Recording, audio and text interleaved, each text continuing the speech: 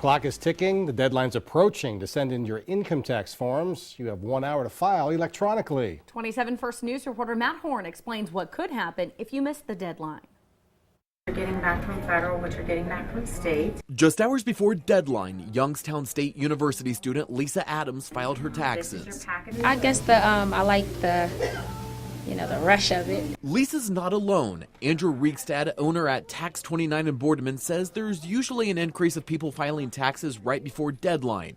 The only other time filing is busier is in February. The deadline sort of crept up on them. They weren't really watching, and all of a sudden, oh, goodness sakes, it's April 15. I need to get my taxes done. Probably not the best idea, but I mean, if you have things to do, sometimes it happens that way. If you expect to receive a refund and don't file by the deadline, you will not owe a penalty. However, if you do owe money to Uncle Sam and you didn't file in time, you'll face a fine. You don't have everything together, go ahead and file an extension online. On top of filing, there are changes compared to past years.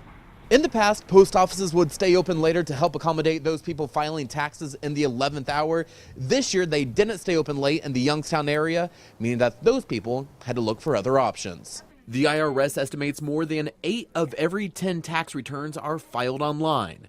For people like Adams, filing online or with tax professionals makes it easier heading toward the deadline without facing a fine. For me, mostly waiting. It's not too big of a deal for me.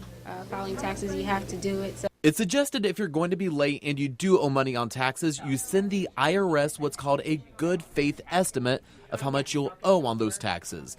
But for every month you're late, you can face up to a 5% fine, up to 25% overall. In Youngstown, Matt Horn, WKBN 27 First News.